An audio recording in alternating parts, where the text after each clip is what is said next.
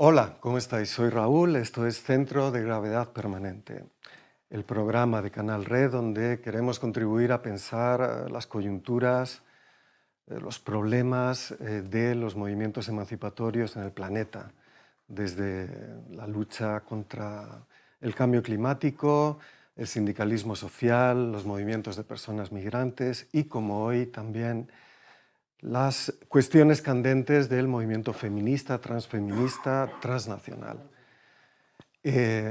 No sé muy bien por qué, me han dicho que no puedo presentar este programa, pese a que estoy sobradamente preparado y podría explicarlo al detalle.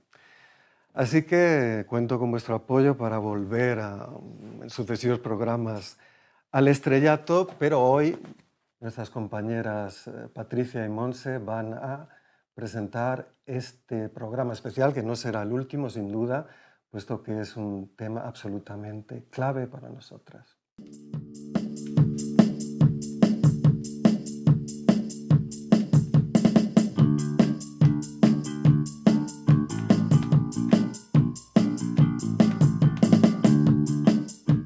Hola, soy Patricia Aranguren. Vamos a hablar hoy sobre el impacto de la huelga feminista del 8M de 2018 en el conjunto del movimiento y en especial queremos indagar en cómo la vivimos algunas de nosotras.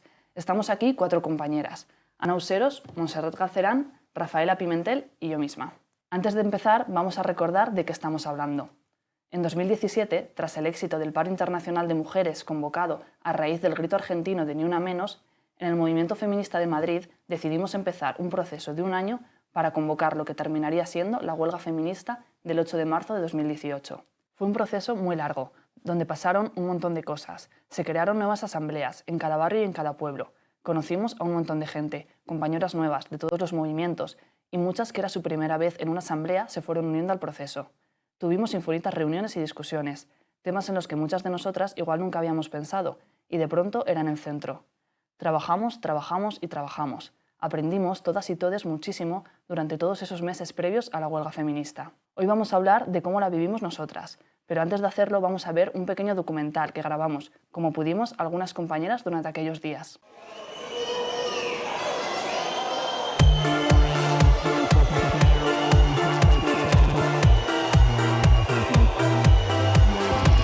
Valientes, libres, diversas, somos manada feminista, hacia la huelga. Valientes, libres, diversas, somos manada feminista y esta es nuestra huelga.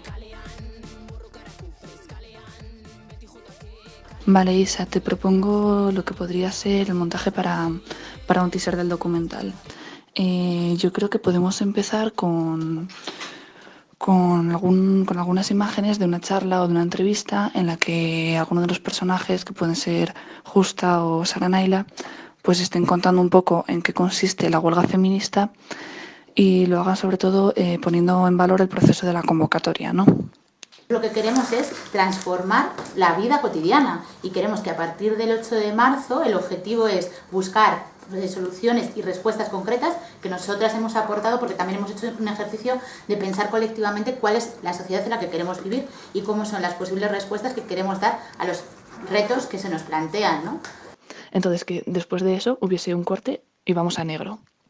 Y en negro empiezo yo, con el audio que grabamos en tu casa, a contarte por qué sí que decido empezar a grabar. Fue a lo largo de ese día, de ese 17, cuando me fui convenciendo de que si no hacía el documental de esto estaba siendo idiota. También querer escuchar a mis compañeras de si se está haciendo un documental que lo estamos haciendo nosotras, no uno que vienen de fuera, unos periodistas a hacerlo, si lo hacemos nosotras, que nos gustaría que se contase, que queremos que se nos muestre, que queremos que cuente, ¿sabes? Y yo creo que hay una cosa que es la que podemos contar nosotras, que es la que vivimos, que es el proceso.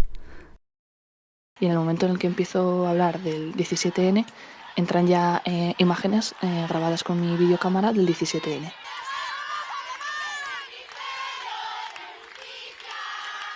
Cuando yo hago esa reflexión es cuando decido empezar a grabar, ¿no? Entonces, que cuando eso termine, o sea, yo ya me callo Y seguimos con imágenes del 17N, con las últimas, que son las de Sol, en la que Sara hace llamamiento a la huelga y toda la gente que está sentada ahí en Sol empieza a gritar lo de huelga feminista. Y no paramos ahí porque no vamos por fechas. Esto es nuestra lucha cotidiana. ¡Vamos hacia la huelga feminista!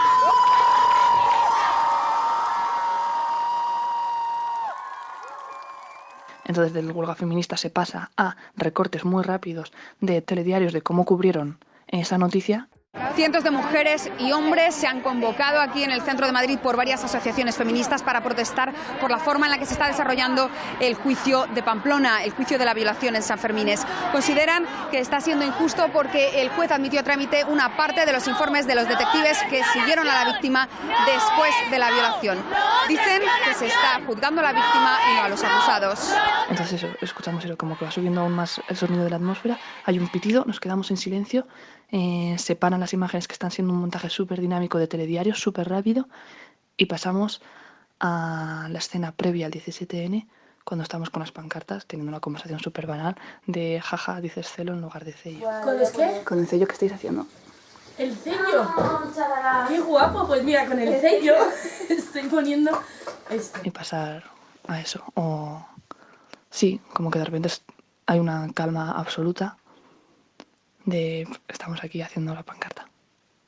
Y no somos conscientes de que lo que viene detrás es todo eso. No sé, ¿cómo lo ves?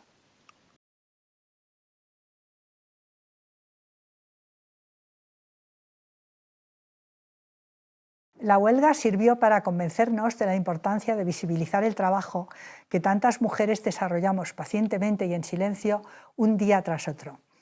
No era una huelga al uso, puesto que por vez primera dejábamos de trabajar, pero también de comprar y de cuidar.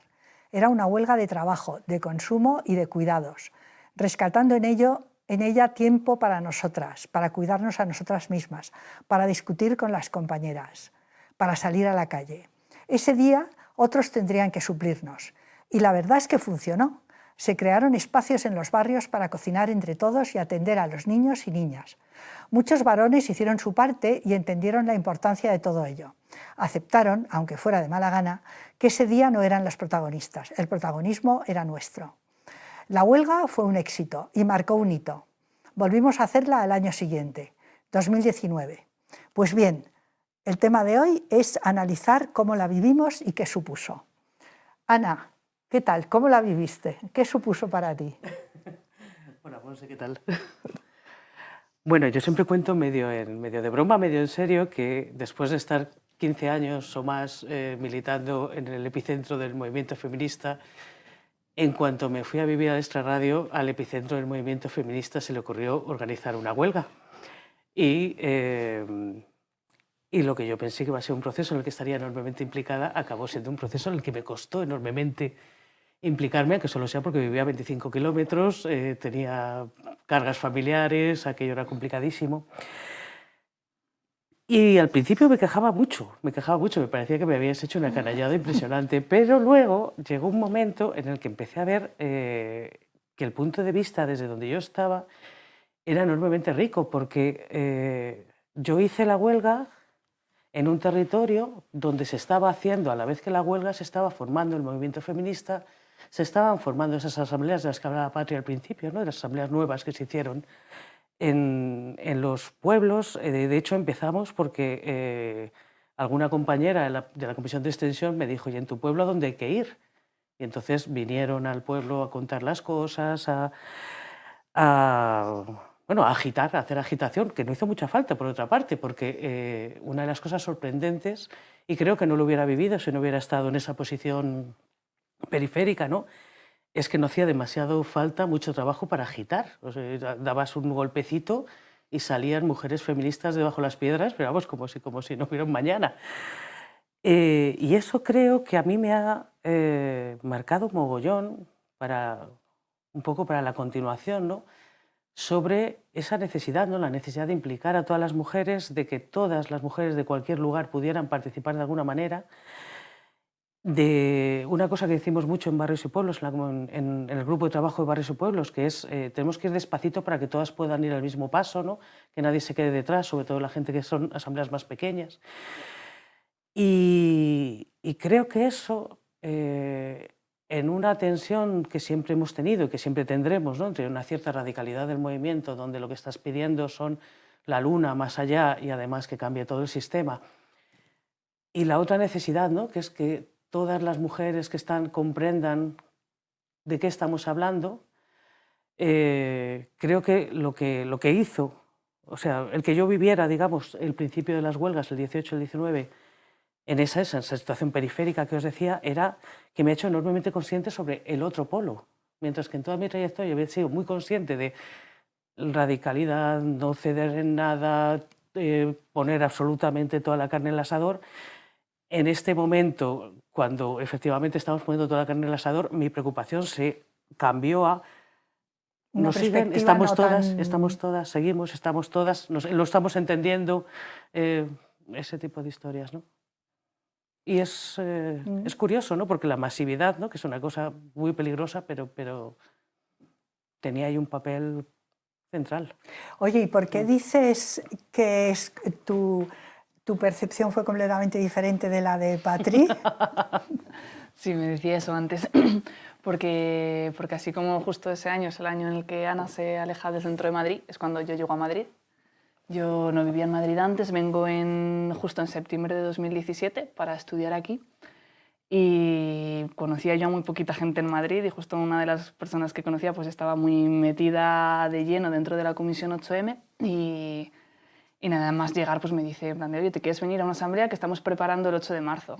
Y yo, es como, estamos en septiembre, como que estoy preparando el 8 de marzo en septiembre, como que me chocó muchísimo porque yo sí que venía de la asamblea que lo estábamos preparando allí en Pamplona, pero como que no lo preparábamos en septiembre, la verdad.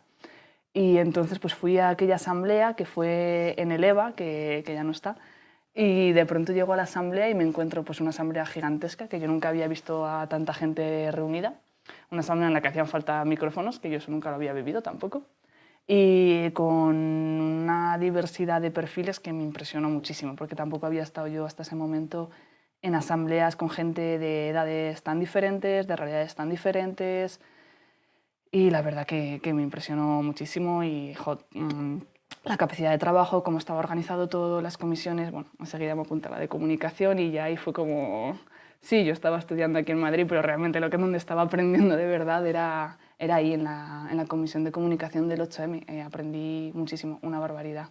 En muy poco tiempo, o sea, fue un intensivo, lo recuerdo como que fue muchísimo trabajo, reuniones hasta tardísimo, hasta las tantas, sí que recuerdo pues eso, que muchas compañeras pues sí que nos dejamos un poco la salud mental y salud física, recuerdo que casi todas las compañeras del 8M que estamos en comunicación hemos tenido dermatitis en algún momento, como que está asociado. Y lo recuerdo eso, como mucho trabajo, mucho aprendizaje, mucha escuela. También lo que más me impactó es como esa cosa de pronto ver que lo que estábamos haciendo pues sí que iba a pasar, ¿no? Porque nosotras estábamos organizando la huelga, pero la huelga era algo que igual salía y igual no salía, ¿no? Pero era como, bueno, por si acaso nosotras lo organizamos, andamos montándolo. Y como de pronto cuando ya se está acercando, claro, llevamos desde septiembre, pues cuando se está acercando ya diciembre, enero y ya sobre todo en febrero, de pronto vemos como que pues empieza a hablar en los medios de comunicación de la huelga, de nuestra huelga. O empezamos a escucharla, yo qué sé, me acuerdo alguna anécdota de estar en algún bar con alguna amiga de la comisión preparando cosas y escuchar que en la mesa de al lado hay gente hablando de la huelga feminista, de la que estás preparando tú con tus compañeras y dices, ostras, esto está siendo grande. Y ahí es cuando como tuve la sensación de somos muchas más de las que creemos, tenemos mucho más potencial del que creemos. Y pues esa sensación, el lema de ese año era paramos para cambiarlo todo, pues era como una cosa de creérselo muy fuertemente, podemos cambiarlo todo. Pero esa sensación de realidad, cuando estás como ya no en tu pequeño círculo, sino que eso, ¿no? Estás en un bar y la gente está hablando y eso que llevas meses en tu cabeza se ha hecho realidad, es algo como, es una experiencia política increíble. Sí, sí lo es. Y yo me alegro muchísimo de haberla vivido y de haberla vivido tan pronto, la verdad. ¿Y tú, Rafa? ¿Tú cómo lo viviste? Bueno, yo para mí lo de la huelga fue como ese gran experimento que ya veníamos, por ejemplo, en los colectivos de hablar, ¿no? De poner los cuidados en el centro y y ver que los cuidados formaban parte de un sistema que en algún momento si separaba el mundo, ¿no? Entonces cuando comenzamos a hablar en el movimiento feminista de la huelga feminista, que eso fue una de las cosas que más me gustó, que no se hablara de huelga así por así, sino que se hablara de huelga feminista, fue como un título que nosotras lo defendimos muchísimo, ¿no? Porque queríamos hacer uso de la huelga, pero una huelga feminista era otra en otros niveles, ¿no? En otro contexto de separar de las mujeres, de ver cuáles son las cosas que nos estaban incidiendo en nuestra vida. Entonces para mí fue súper potente, porque yo como trabajadora de hogar, migrante y todas las cosas que tengo hacia mí, pues siempre decíamos, el día que paremos, pues se para el mundo, o con ese lema, porque sin nosotros no se mueve el mundo. Entonces cuando llegó ese momento, para mí fue como, wow, aquí ya con mis 60 años va a ser espectacular. Y además porque quería vivir el momento con mis compañeras, de ver realmente qué es una huelga, para qué, y además el proceso, porque nosotras siempre decíamos que sí, que si se daba la huelga, bien, pero para nosotras era ese proceso de hacer la huelga, hacerla con nuestras compañeras, meter todos los temas que nos estaban haciendo que la vida de las mujeres fuera complicada cada vez más, ese gestionar de nuestras vidas, ese parar de tantas cosas que nos estaban machacando, era como vivirlo con las compañeras y ver qué pasa en esto, que ninguna se quedara fuera. Y una de las cosas que más me impactó fue, lo primero que hicimos fue cómo se lo contamos a las demás. Entonces yo personalmente viví un momento que era el de unos talleres de toma la palabra, y era cómo contárselo a la vecina, cómo contarle que vamos a hacer una huelga feminista. Eso a mí fue de las cosas más impresionantes, porque estuve con muchas chavalitas jóvenes, estuve con más mayores que yo, y luego fue el contarlo en las universidades, en los mercados, en las plazas, en todos los rincones de España. Era como contar qué es una huelga feminista, por qué las mujeres hemos decidido hacer una huelga feminista en estos momentos, y esa huelga feminista a ese uso, que no fuera una huelga al uso, sino una huelga feminista construida, elaborada por las mujeres, y que todas estuviéramos en esto.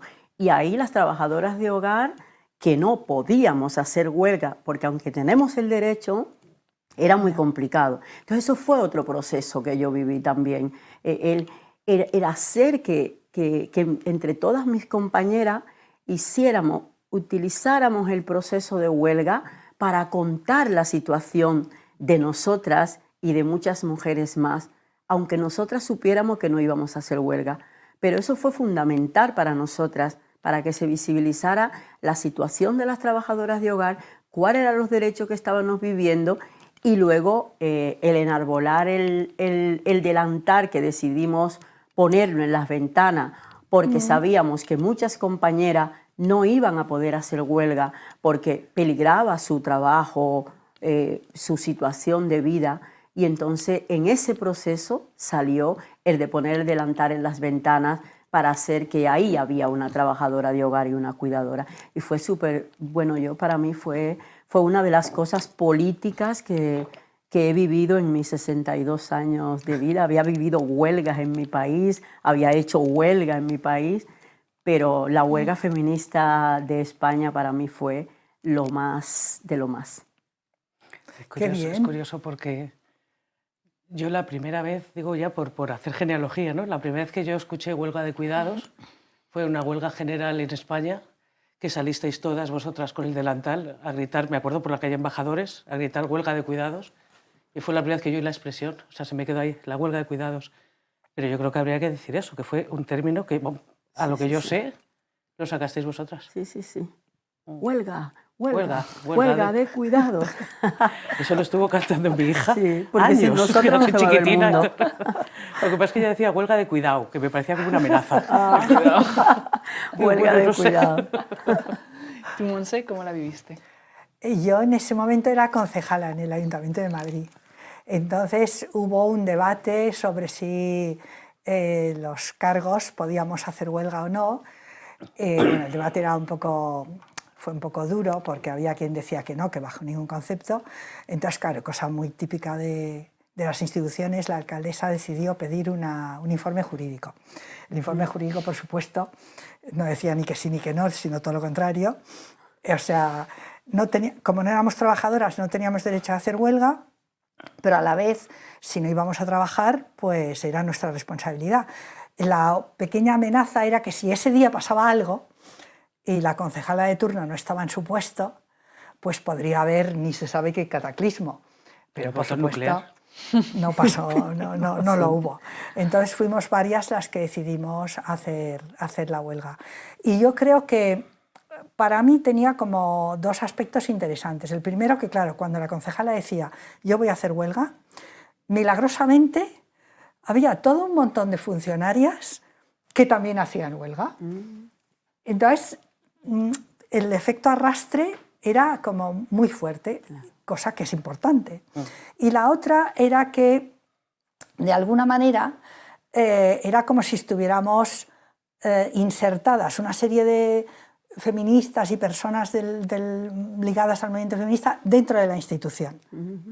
Y eso también es muy importante, o sea, porque ver que no tiene por qué haber ahí una especie de muralla china, ¿no? Sino que, bueno, pues es algo que nosotras siempre decíamos, es el movimiento feminista el que convoca y tal y cual. Nosotras, como feministas en cargos de responsabilidad institucional, pues nos adherimos a la huelga y la hacemos nuestra y hacemos la huelga.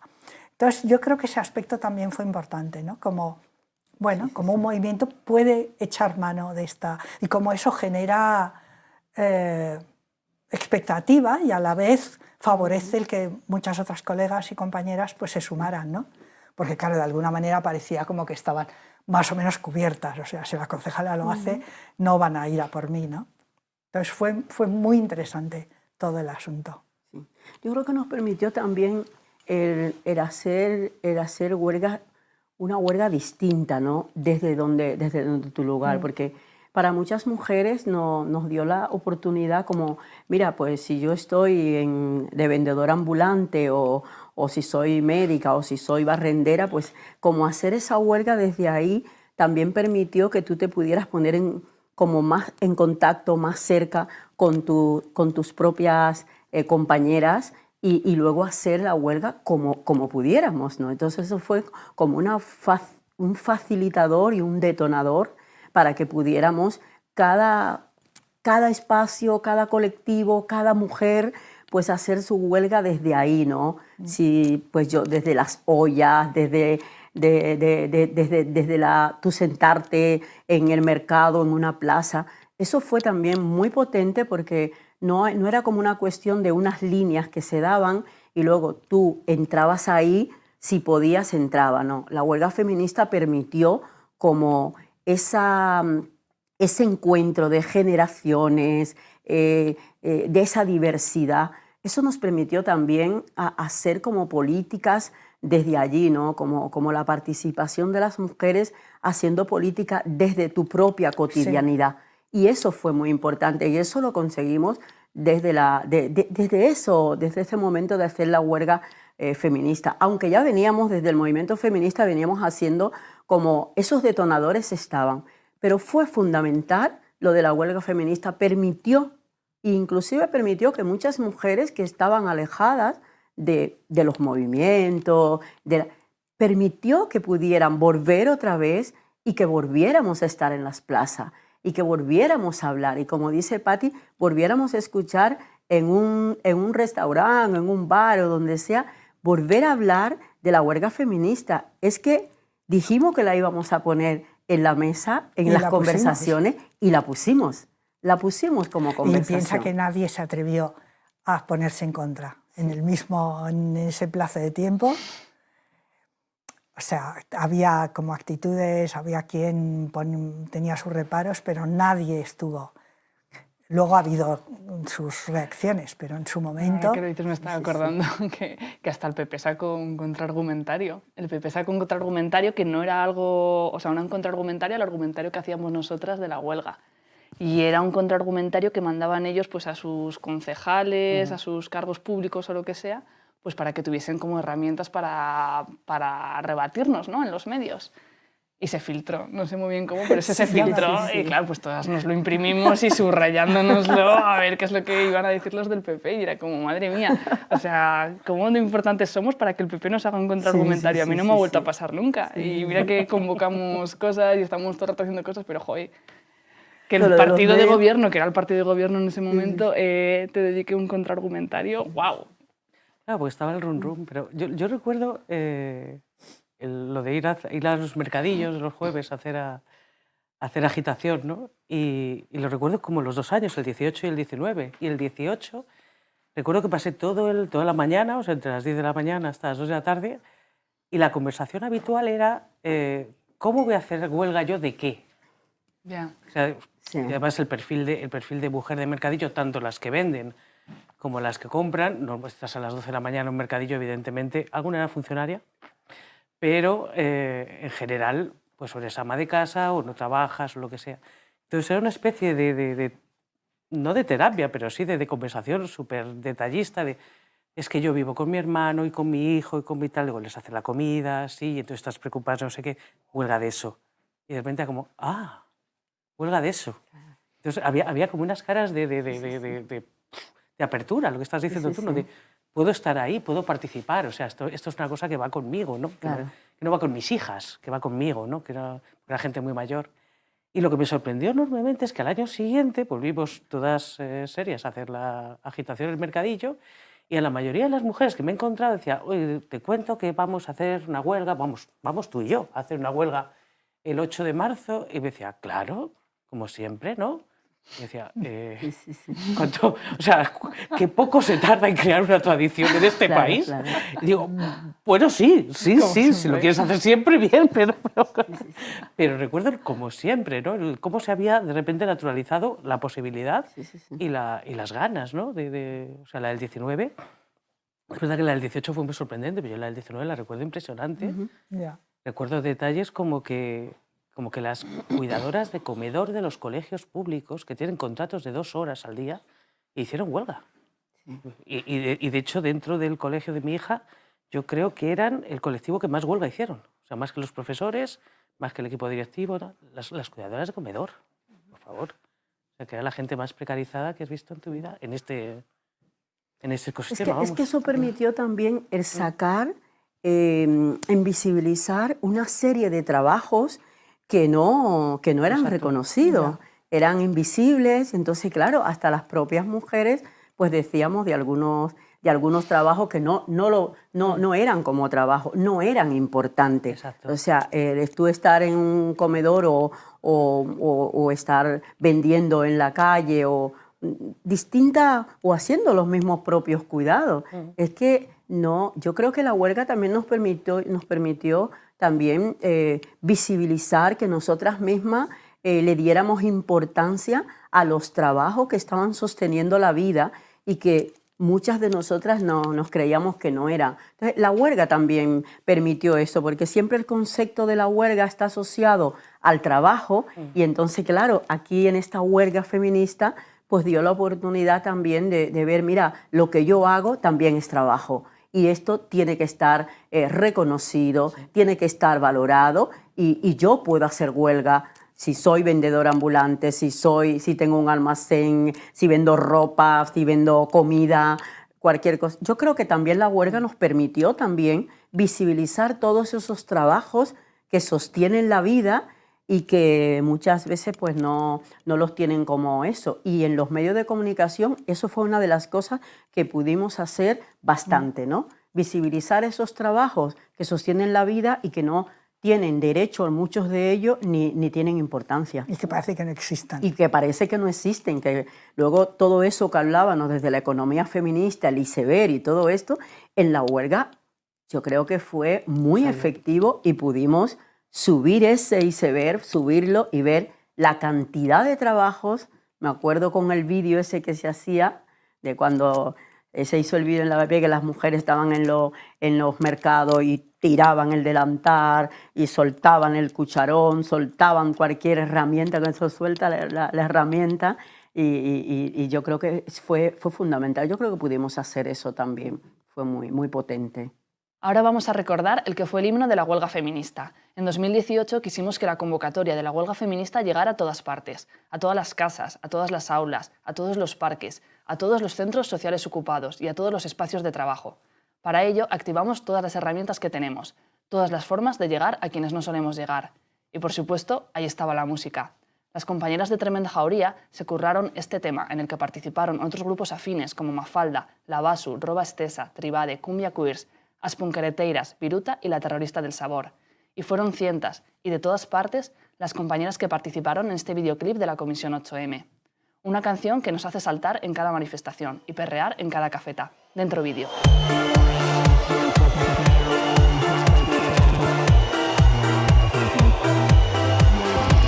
Valientes, libres, diversas, somos manada feminista.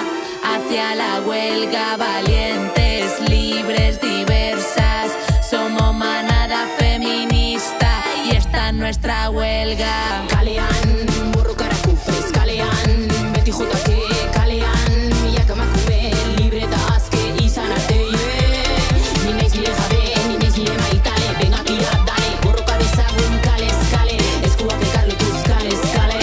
La fortaleza de luchar en hermandad.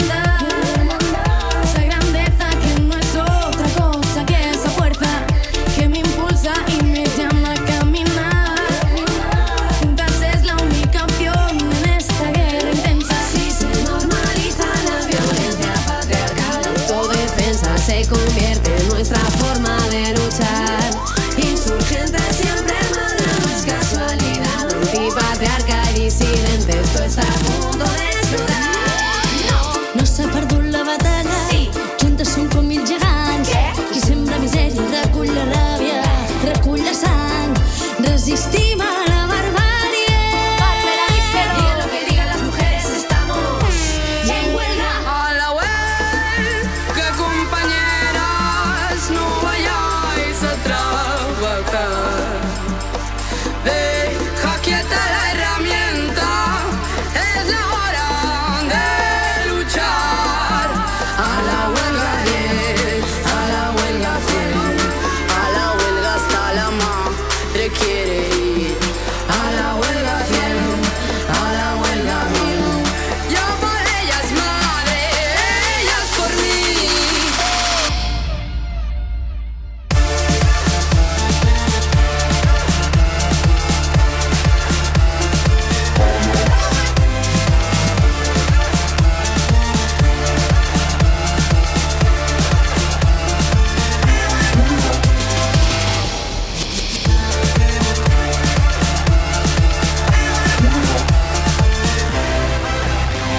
El brillo en nuestros ojos es reflejo de la luna, no hay duda. Guerreras como Sena en guardia, brota la semilla del corazón de nuestras muertas. Apretando el puño, preparadas para la batalla. Nos quieren alejadas de nuestros cuerpos, mientras sostenemos la mitad del cielo.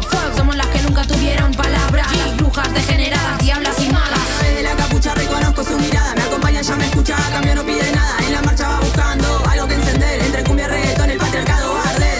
Antes preguntaba, ahora no pido permiso, todas las pibas al frente lo que me hace mal lo piso. Ya no soy la misma después de sentir la rabia. Transfeminista, la calle y la pista. Te regalista, gastando pistas. Sejan las megas feministas. Mujeres en medio salvajes y bravas, dando esas vidas soberanas.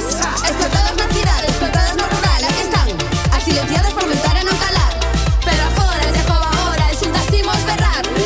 Nos de a nosa rapaz, o mundo sin alianzas as nosas mans. E cos mulleres en greve, faremos o mundo parar. Subidón, subidón, no me seas varón. Todito día de trabajo al sillón.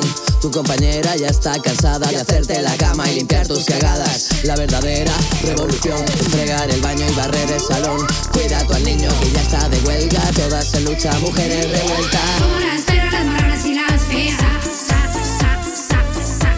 tú sabes, ya tú sabes.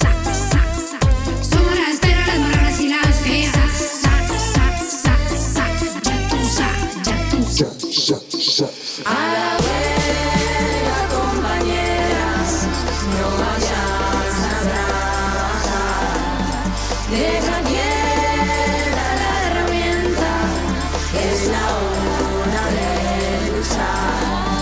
A la huelga 100, a la huelga 1000, a la huelga hasta la madre quiere ir. A la huelga 100, a la huelga 1000, yo por ellas madre, ellas por mí, ellas por mí.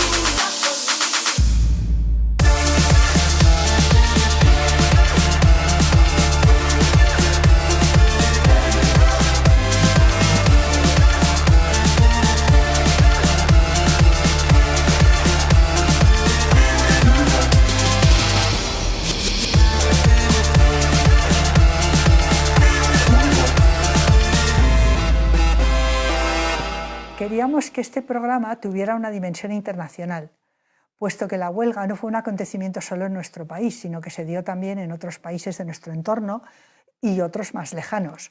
Para recoger testimonios nos hemos puesto en contacto con amigas de otros países cuyas vivencias y reflexiones serán importantes para nosotras, tanto en Europa como en otros continentes. En primer lugar, vamos a contactar con Verónica Gago, una compañera argentina con la que hemos colaborado en innumerables aventuras. Gago, Verónica. Hola. ¿Qué tal? ¿Estás ahí? Sí, les estaba escuchando. Ah, muy bien, muy bien. ¿Cómo vas? Muy bien, muy bien.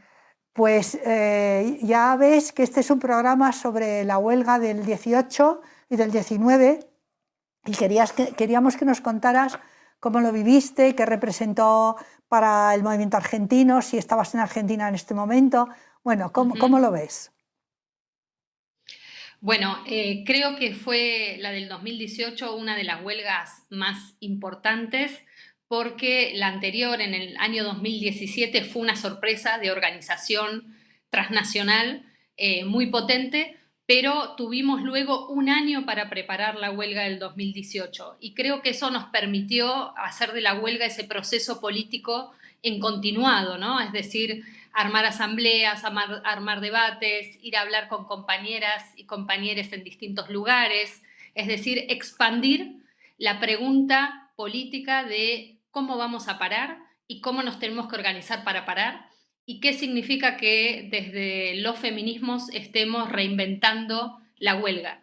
Creo que, como decían ustedes antes, esa pregunta fue fundamental, ¿no? Es decir, de autorreflexión, de decir cómo paramos lo que hacemos y cómo hacemos de esa herramienta clásicamente privilegiada para cierto movimiento obrero, una pregunta y una práctica inclusiva de otras realidades del trabajo y capaz de abrir la interrogación en cada uno de nuestros espacios de cuál es la potencia política de que como feministas, digamos, paramos el mundo. Creo que fue extremadamente masiva, radical y transnacional, que creo que son tres elementos fundamentales de la huelga feminista en este ciclo, lo que lo hace una experiencia, me parece, extraordinaria y única.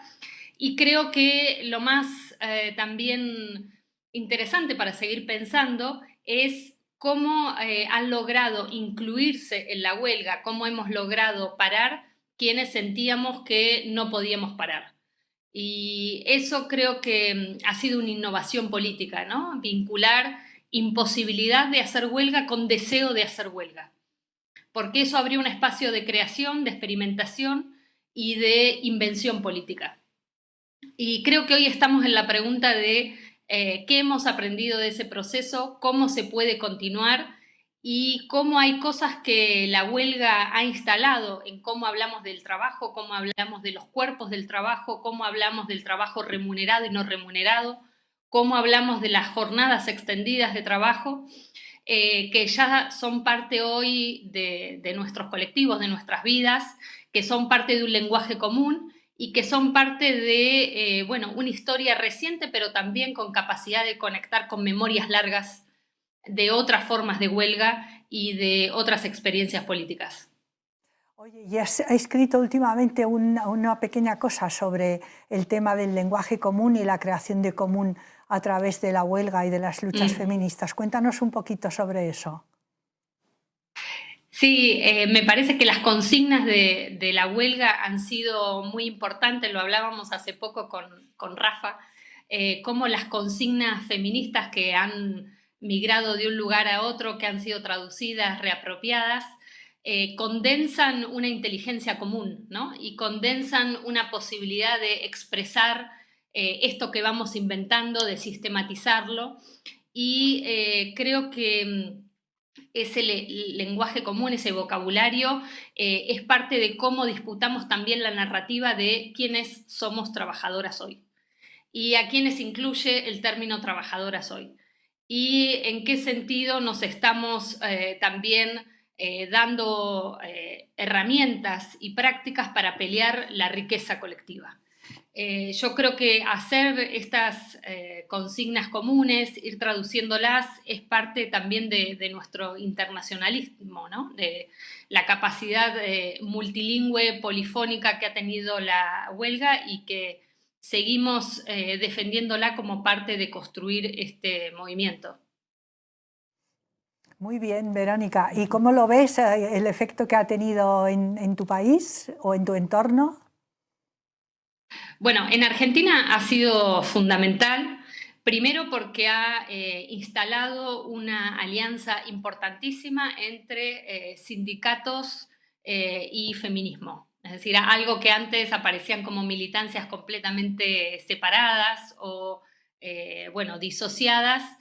A partir de la huelga ha habido una convergencia entre compañeras feministas de los sindicatos con colectivas feministas que venían trabajando en otros espacios. Incluso hoy hablamos a nivel transnacional de un sindicalismo feminista, para pensar cómo las demandas que hemos levantado vinculadas a la reproducción social, por ejemplo, a la dimensión de la salud, a la dimensión de la vivienda, a la dimensión de los trabajos no remunerados, se apropian de herramientas gremiales e incluso influyen en las agendas sindicales más clásicas, ¿no? Creo que esa ida y vuelta entre feminismo y sindicalismo ha provocado zonas de alianza y de interacción que siguen vigentes y que son muy importantes, y en Argentina además eso converge con un espacio de organización gremial que es el de las economías populares, que son las economías de autogestión, las economías barriales, las economías territoriales, protagonizadas fuertemente por mujeres que se hacen cargo de la reproducción de la vida y que hoy son fuente de un liderazgo político. Entonces creo que eso es algo que en Argentina sigue siendo importantísimo, que se ha visto valorizado durante la pandemia, porque de hecho ha sido el tejido político, organizativo y reproductivo que sostuvo la emergencia en nuestro país, y hoy es, digamos, un movimiento que está al frente de las demandas contra las medidas de ajuste, contra el endeudamiento del Fondo Monetario Internacional, por el reclamo de salario para las trabajadoras comunitarias. Es decir, el movimiento feminista en Argentina es una dinámica súper importante que sigue siendo protagonista y que en los momentos más álgidos de la huelga, en los momentos más masivos, se ha constituido, digamos, a partir de un lenguaje, de una práctica y de una dinámica de organización, de articulación transversal, que es muy novedosa y que sigue estando en la coyuntura. Muchísimas gracias, Vero. Nos vemos. Un abrazo a todas. Gracias. Igual, te queremos.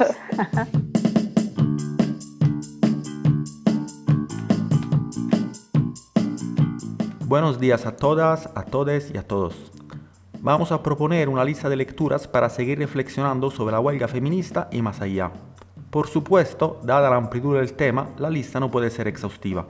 Nuestro objetivo es compartir las autoras que nos han ayudado a crecer y aprender, entendiendo que esto implica ganar autonomía. Empezamos con ¿Qué quieres el movimiento feminista?, producido por la Comisión 8M y editado por Traficantes de Sueño. Este documento recopila los análisis y debates que han impulsado las asambleas y las discusiones previas al 8 de marzo del 2019. El texto no pretende ser un inventario de las demandas feministas, sino más bien un reflejo de nuestros consensos y, sobre todo, el camino que hemos recorrido juntas.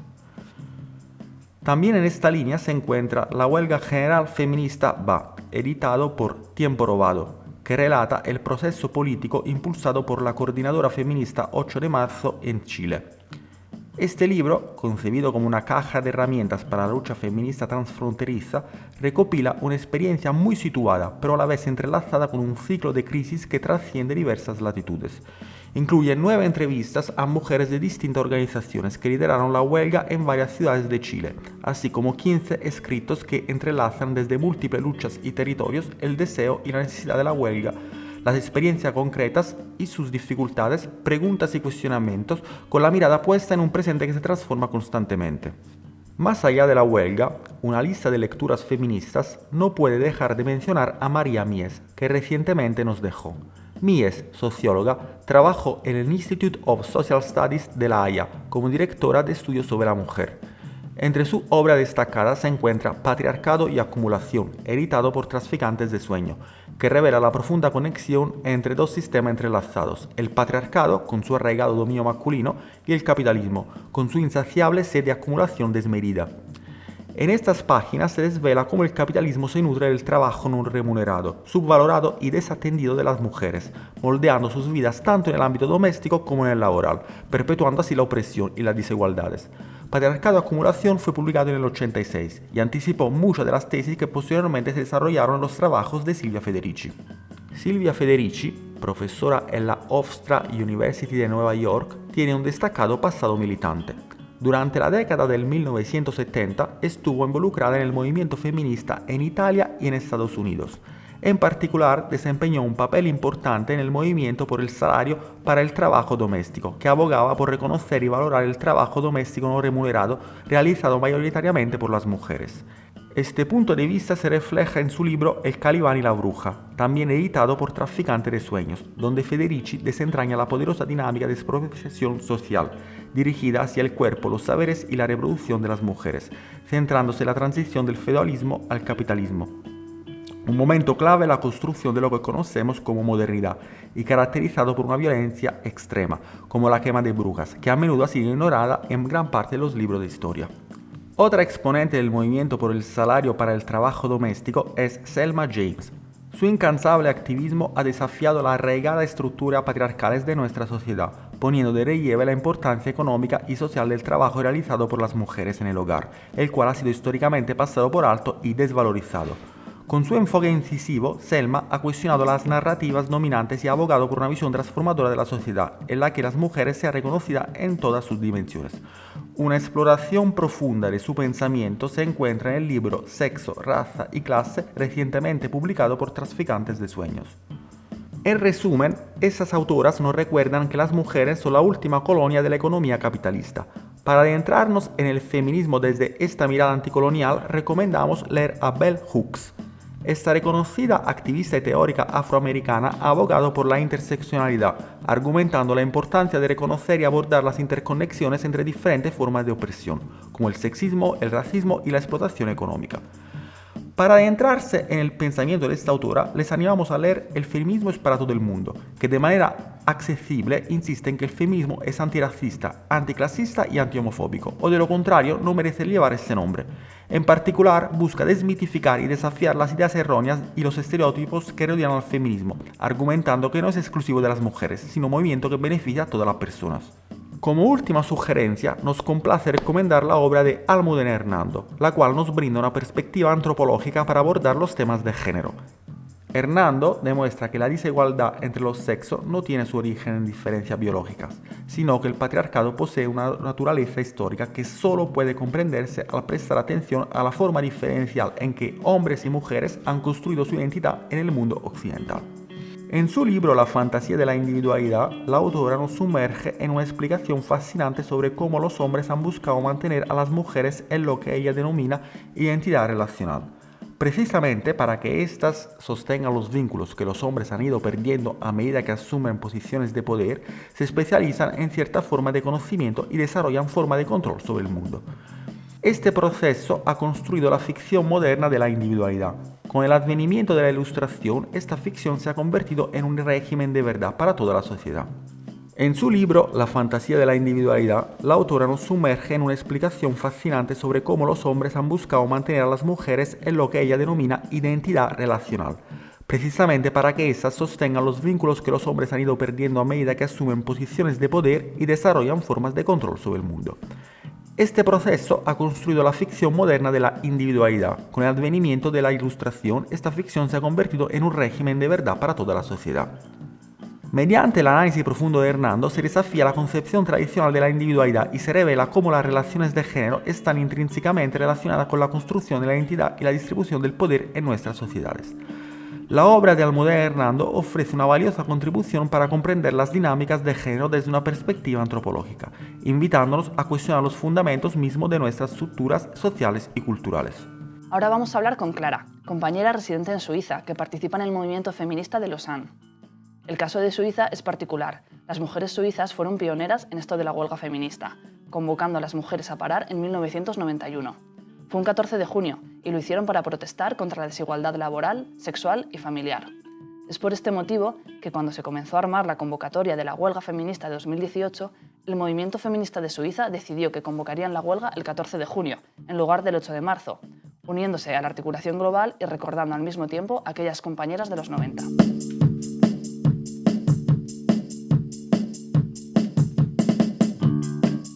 Cuéntanos, Clara, ¿qué impacto crees que tuvieron las convocatorias más recientes de la huelga feminista en Suiza, tanto en la sociedad como dentro del movimiento? Diría que el impacto de la huelga del 14 de junio de 2019 en Suiza fue enorme. O sea, la organización de esa huelga, pero también el día mismo de la manifestación, participaron a relanzar como una presencia de colectivos feministas en Suiza a nivel nacional, lo que es muy difícil en este país debido a que hay muchas diferencias de idioma. O sea, hay 4 idiomas oficiales repartidos en 4 regiones lingüísticas diferentes. Y también tenemos un sistema político que es federalista y eso tiene como consecuencia que es súper difícil organizarse a nivel nacional. Y bueno, la emergencia de un movimiento feminista organizado es algo que no se había visto en Suiza desde los años 70 y el movimiento de liberación de las mujeres, el MLF que lo llamamos. Entonces el impacto fue enorme y además ese movimiento feminista también se inspiró claramente de lo que estaba pasando en otros territorios en ese mismo momento. Véase la huelga feminista del 2018 en el Estado español, que fue una inspiración súper importante para nosotros, pero también la que hubo en Argentina en 2016-17 o en Polonia, en fin, en varios territorios. Y bueno, eso para mí también demuestra que las luchas feministas tienen una conexión y una convergencia internacional, incluso transfronteriza, súper importante y que llegó hasta aquí a Suiza. Para el impacto en la sociedad y para la opinión pública, está claro que la huelga de 2019 pues como que participó en ponerle un foco en el tema de la cuestión de los feminismos y todo eso para la prensa, la política gubernamental. Yo diría que tuvo sobre todo un impacto en politizar a las masas y sobre todo a la juventud sobre las cuestiones feministas, lo que es importantísimo, obviamente. Por otra parte, pienso que 2019 también participó en que se discutiera mucho más en la prensa y en la política de temas como la desigualdad, igualdad, pero a nivel sobre todo institucional, incluso constitucional. Lo que es una pena también porque la mayoría de nuestras reivindicaciones en el colectivo de la huelga van mucho más allá de exigir una simple igualdad constitucional. Y en verdad podemos ver que los debates y las discusiones a las que nos invitan tanto la prensa como políticos son a menudo, pues eso, para hablar de igualdad salarial, hombres versus mujeres, etcétera. Últimamente también un poco más para hablar temas de violencia machista y tal, o incluso temáticas queer, pero es verdad que es bastante frustrante cuando en realidad pues en nuestras colectivas abarcamos mucho más temas que esos. Además de eso, es un problema porque la cobertura mediática de las cuestiones feministas en Suiza y sobre todo de los feminicidios es malísima y es algo en lo que intentamos trabajar desde las colectivas. Y entonces, bueno, quizás lo facilito, pero para resumir un poco sobre el impacto de nuestras convocatorias, yo básicamente diría que la emergencia de los colectivos de la huelga feminista en Suiza simbolizan la emergencia como de un nuevo actor político en ese espacio político feminista bastante potente, debido justamente a que nos organizamos a nivel nacional y que estos 5 últimos años pues nos hemos coordinado para hacer campañas comunes, acciones comunes, congresos, y tanto en 2019 como este año en 2023 hemos redactado un manifiesto común con nuestras reivindicaciones comunes para la huelga, una coordinación nacional que se mantiene, y eso creo que es bastante excepcional. Aún más, como decía, porque en Suiza este tipo de movimientos no se mantienen en el tiempo, debido a que la mayoría desaparecen por falta de energía o por un impacto muy leve en el sistema político que tenemos. Una pregunta que me interesa bastante. ¿Hay compañeras de vuestra asamblea que participaran en aquella primera huelga de 1991? Y si es así, ¿cómo han vivido todo este proceso y esta ola global? Pues esas compañeras, claro, aquí están. O sea, no puedo hablar por ellas, obviamente, pero diría de lo que he podido pues, conversar con ellas y tal, que ellas han estado muy implicadas en la construcción de los colectivos desde 2018 y también en esa red nacional que nos mantiene. Y siempre participan en cada movilización, siempre están en cada marcha, y diría que en los colectivos el recuerdo de la huelga del 91 ha claramente participado en cómo se organizaron y cómo hoy en día nos seguimos organizando. De hecho, la fecha del 14 de junio viene claramente de esas compañeras. O sea, tuvimos debates a la hora de elegir la fecha entre la huelga del 8 de marzo, el 14 de junio, y hubo realmente una voluntad bastante fuerte de mantener el recuerdo de las luchas feministas anteriores y partir de esa base para relanzar el movimiento feminista en Suiza. También pienso que hay algo importante, que es que la historia de las luchas feministas en Suiza está muy invisibilizada. Entonces, para nosotros también era una manera de darle una cierta visibilidad a esa fecha importante y recordar también que la memoria pues, es resistencia.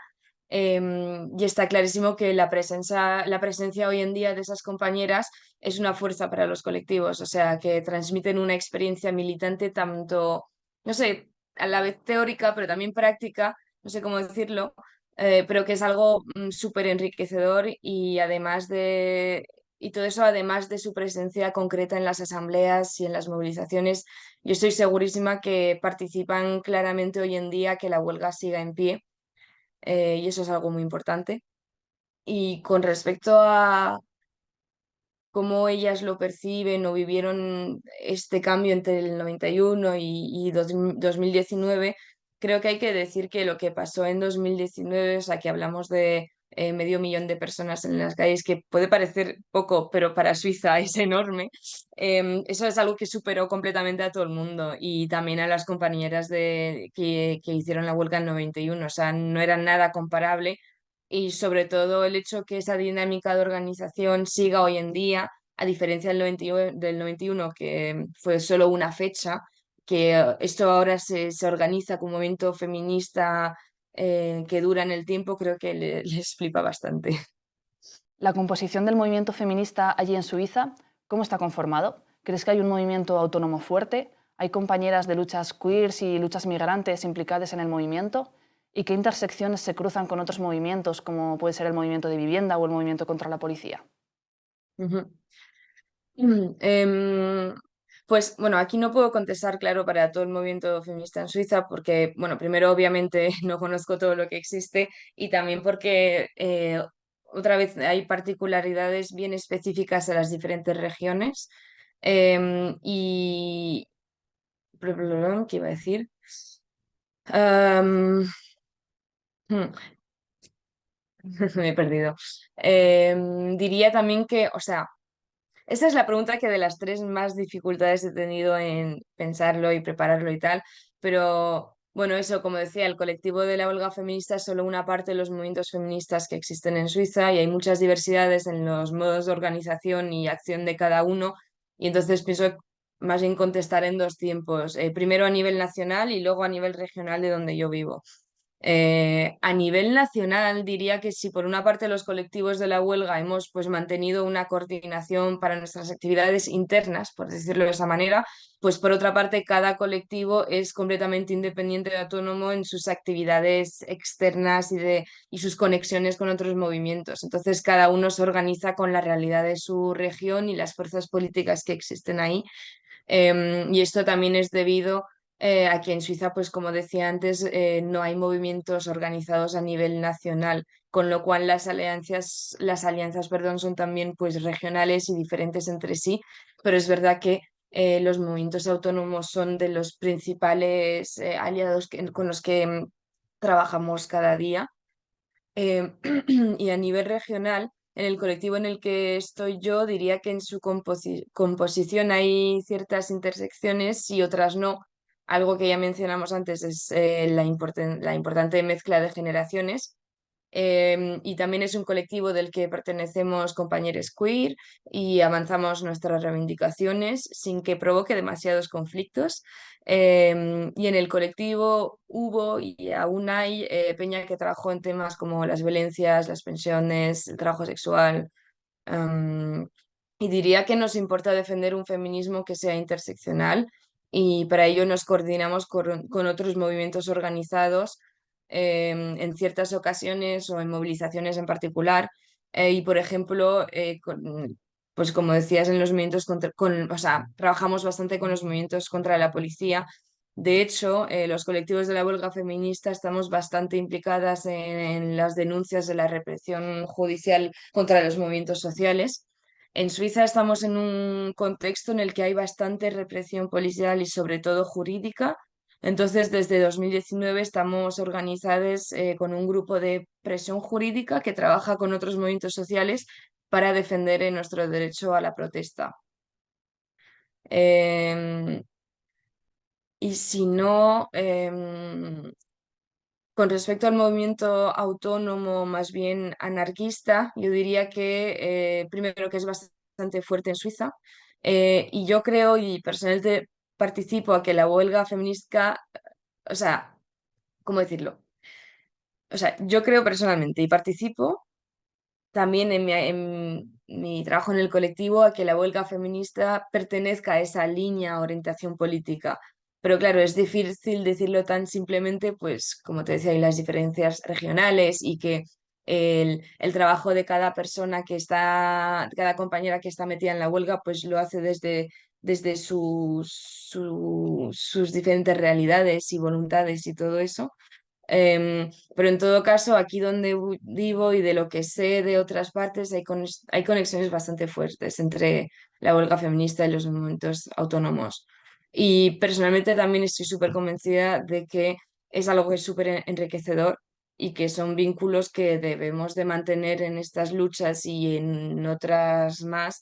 em, en todas las luchas de resistencia también, porque al final lo que va más allá de las organizaciones, los colectivos, los partidos, son también los vínculos y las relaciones que tejemos entre los compañeros y compañeras y compañeros, y que eso es lo que permite también de avanzar y de seguir más allá de los colectivos que ya existen. Entonces pienso que esos vínculos son súper importantes. Contactamos ahora con Alondra Carrillo, que es una compañera chilena que participó en el proceso constitucional. Ella formó parte de la comisión que redactaba la Constitución y estuvo muy, muy presente en todo el proceso, aunque es un momento difícil para ella, dado la situación que está viendo en Chile últimamente. Queríamos que nos contara cómo vivió la huelga del 8M y qué ha representado para el movimiento feminista chileno. Pues hola Alondra, muchas gracias por conectarte ahí desde tan lejos. Y como ya te dije, estamos grabando un programa sobre la huelga del 8M de 2018 y la primera pregunta era cómo la viviste, la hicisteis, crees que fue un hito en el movimiento feminista que ha repercutido. Bueno, un poco esa era la idea. Sí. Bueno, acá el año 2018 llegó la convocatoria a huelga feminista, a paro de mujeres, también como lo caracterizaron en Argentina. Y fue una discusión en el contexto de la organización del 8 de marzo si nos íbamos a plegar ese llamado a la huelga o no. Y bueno, en Chile, ya lo hemos conversado, en Chile la huelga no está garantizada como un derecho. En Chile la huelga de hecho está prohibida. Y está solamente autorizada en el contexto acotado de la negociación colectiva entre un sindicato de una empresa y su empleador. cada 4 años aproximadamente. Entonces, tomar la huelga significaba para nosotras tomar un desafío organizativo que iba a requerir mucha mayor laboriosidad, mucho más trabajo, ¿no? Y entonces lo que decidimos fue caracterizar ese 8 de marzo del 2018 como una jornada nacional de protesta, en miras a organizar al año siguiente la huelga general feminista en Chile, y para eso darnos un año de trabajo para poder materializarla. O sea que de hecho, y en el 2019 la hicisteis, ¿o no? Sí, sí. En 2019 tuvimos la primera huelga general feminista en Chile, y claro, podemos pensar que ese 2018 lo que inicia es el proceso de la huelga, porque nosotras así lo hemos entendido, ¿no? No como una forma de acción que se agota en una jornada o en un hito, sino que como un proceso organizativo que nos permite dinamizar las articulaciones entre las organizaciones del movimiento social, transversalizar una perspectiva feminista al interior del movimiento social en todas sus expresiones y espacios organizativos, y poder también construir una agenda común, un programa común contra la precarización de la vida que se encuentra a la base de las violencias que hemos salido a denunciar y a impugnar. ¿Y crees que fue un éxito, que tuvo repercusión? ¿Cómo lo valoras? Y bueno, el 8 de marzo de 2019, la primera huelga general feminista, es el antecedente más directo de la revuelta social que estalló en Chile el 18 de octubre del 2019. Y lo es en muchos sentidos, lo es porque se trató de un proceso organizativo amplio de masas que llegó a decenas de ciudades y territorios a nivel nacional con una envergadura que nunca antes había tenido una movilización durante los 30 años de neoliberalismo, ¿no? Por supuesto, antes la tradición organizativa en Chile tenía otro carácter, pero en estos 30 años de neoliberalismo, desde el fin de la dictadura hasta el presente, se trató de la movilización más grande y más fuertemente organizada, con una orientación común que habíamos tenido hasta ese momento. El programa era también un programa transversal y más abarcativo, más general que las reivindicaciones, por así decirlo, sectoriales que se habían dado en las conflictividades antineoliberales en Chile antes del 8 de marzo del 2019. Se trató de una movilización que tuvo en el centro interrumpir la normalidad de la vida, ¿no? Una normalidad en la que se juega también que vivamos siempre bajo los mismos términos. Se trataba de irrumpir interrumpiendo esa normalidad como una fuerza social feminista que pudiera aparecer y emerger como una fuerza transformadora y de oposición a todos los que hasta ese momento habían administrado el Estado y habían administrado la vida en Chile. Y yo creo que logró fuertemente ese objetivo, esa primera huelga general feminista. Tanto así, bueno, que la segunda huelga general feminista nos encontró en medio de una revuelta abierta, el 8 de marzo del 2020, la movilización más grande que ha tenido en nuestro país. ¿Y crees que tuvo efecto o que ha tenido efecto en el proceso constituyente y que se recoge, en la Constitución se recogían algunas de las exigencias o de los temas puestos de relieve por el movimiento y por la huelga, o no? Sí, en muchos sentidos sí. El programa de la huelga era un programa que nosotras decíamos habla de todo. Por supuesto, luego, encontrándonos frente a la escritura de una constitución, había cosas de las que no hablaba. Pero prácticamente todo aquello de lo que hablaba el programa, la forma en la que pensábamos la garantía del derecho a la vivienda digna, la seguridad social, el reconocimiento del trabajo doméstico y de cuidados como un trabajo socialmente necesario, y el mandato constitucional a establecer un sistema integral de cuidados que redistribuyera esos trabajos en términos sociales y de género, la justicia con perspectiva de género, la plena participación política, la igualdad sustantiva, son todas nociones que estaban en el programa feminista para la huelga, porque lo que hicimos fue, en los encuentros plurinacionales donde escribimos el programa de la huelga, tomar ese programa y pensarlo en clave constitucional. Y entonces teníamos una hoja de ruta, teníamos un mandato construido desde el movimiento feminista para quienes tuvimos la responsabilidad de estar dentro y para quienes también desde fuera empujaban la concreción de ese mandato programático del movimiento feminista en norma constitucional. Y ahora, de cara al futuro, en la situación tan compleja que tenéis, ¿cómo ves qué horizonte se abre para el movimiento feminista? Bueno, entre las cosas que son parte del programa del movimiento feminista y que no quedaron finalmente en el texto constitucional, hay un silencio particularmente que yo creo que hoy muestra el alcance que puede tener esa falta de solidaridad plena al interior del movimiento feminista, que es el silencio sobre la migración. El texto constitucional no tiene normas sobre el derecho a migrar. Y no lo tiene porque estamos atravesando en nuestro país una crisis migratoria, una crisis humanitaria, que ha sido procesada en términos securitistas y en términos criminalizadores de la migración por parte de prácticamente todas las actorías del sistema político. No solamente la derecha, que encarna un discurso racista, sino también los sectores progresistas que han empleado la bandera de la migración como sinónimo de delincuencia y como sinónimo de peligro y como sinónimo de inseguridad en un país que se ha tornado cada vez más inseguro, producto de la administración sin contrapesos del neoliberalismo durante estos 30 años, ¿no? Y se ha depositado esa responsabilidad en las personas migrantes. Y esto ha pasado a vista y paciencia de la población chilena, que también muy lo ha visto ocurrir, ¿no? Y en algunos sentidos también lo ha exigido ese tratamiento criminalizador de, entre otras cosas, la migración. Estamos además ante una avanzada de una ultraderecha pinochetista que hoy tiene una mayoría en el órgano encargado de redactar una nueva constitución. Tienen la mayoría en un órgano destinado a una tarea a la que ellos siempre se han opuesto. Entonces estamos en un contexto que es sumamente contradictorio, está plagado todavía de muchas contradicciones, pero sin duda que enciende las alertas y las alarmas desde el movimiento feminista en la posibilidad de una regresión autoritaria y de una pérdida de los derechos que hemos ido avanzando hacia conquistar, pero también esta avanzada, yo creo que el mayor peligro que tiene es que traza la cancha en los términos de la ultraderecha y hace muy difícil que los movimientos sociales, el movimiento feminista y los sectores que impugnamos la continuidad neoliberal podamos articular una narrativa y una perspectiva de futuro que pueda ser lo suficientemente persuasiva como para confrontar la hipocresía que nos viene a ofrecer la ultraderecha, pero confrontarla con alternativa, con una alternativa que aparezca al mismo tiempo viable y deseable como una alternativa de futuro.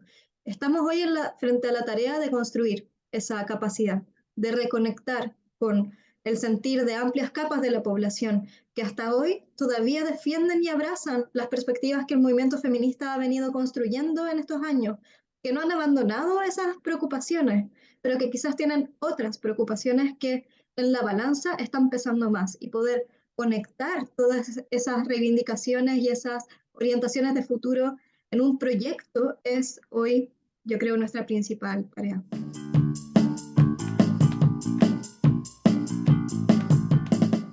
Mi nombre es Marta, tengo 35 años y soy una activista del movimiento de Non Una Di Meno, que es un movimiento feminista, transfeminista de Italia, y soy una profesora de secundaria.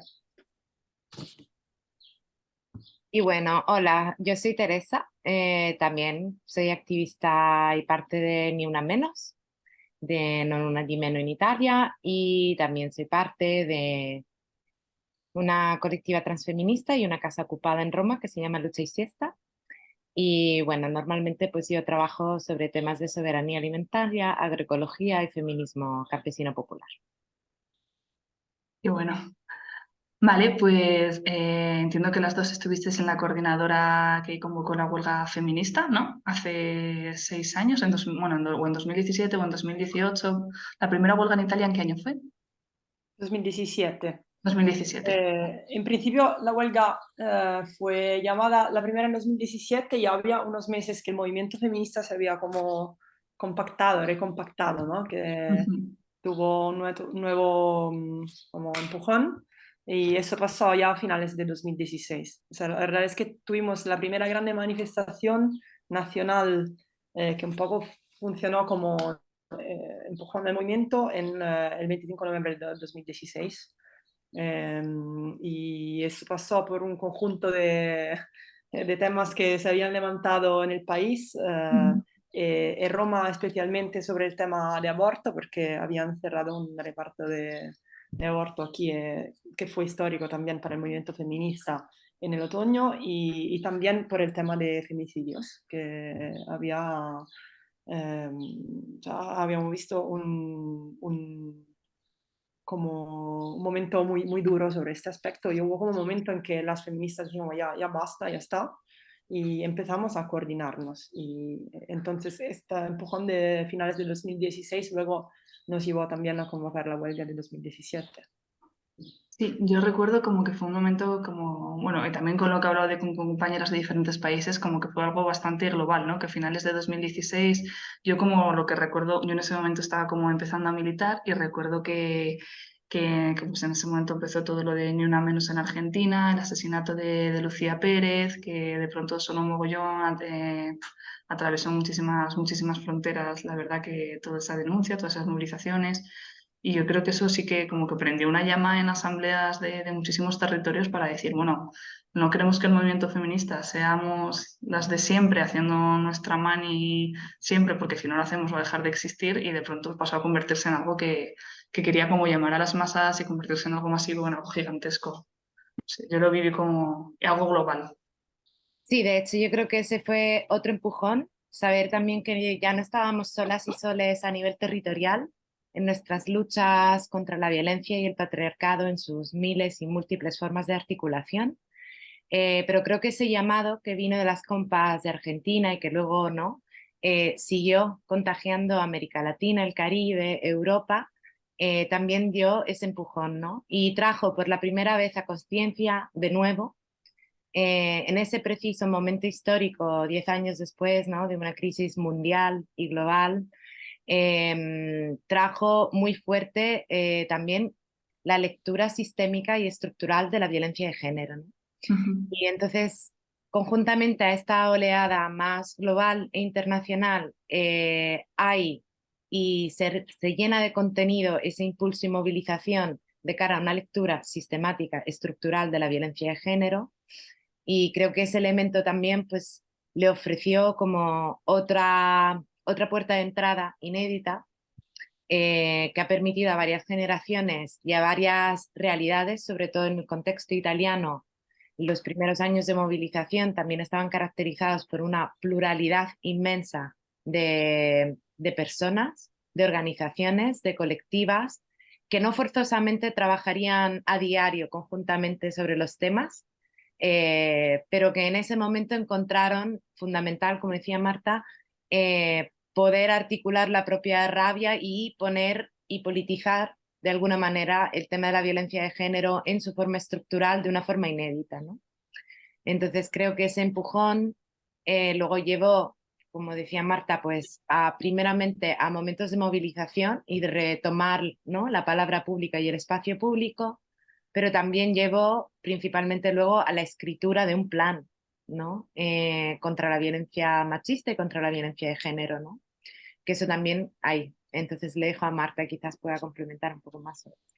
No, si quieres seguir. Es esto, es un documento muy potente, creo, y también hablando con muchas compañeras, creo que es algo de quizás un poco peculiar del movimiento feminista italiano en ese sentido. En el primer año fue, o sea, eso nació desde el debate muy capilar en cada asamblea de Ni Una Menos, de Una Di Meno, que desde 2017, o sea, hubo, o sea, no sé, casi 100, creo, asambleas en pequeños centros en todo el territorio italiano, y nos pusimos a debatir sobre la violencia sistémica, ¿no? En cada uno de los enfoques posibles, pero como en este conjunto de visión sistémica, ¿no?, de análisis estructural, no sé cómo decir, sistémica. Y eso llevó a través de un proceso de asambleas nacionales también, que seguimos teniendo 3 veces cada año más o menos, y como recogiendo todas las propuestas de todas las asambleas sobre algunos temas, llevamos a cabo la escritura de este plan, que es un documento, creo, muy potente desde abajo, muy completo.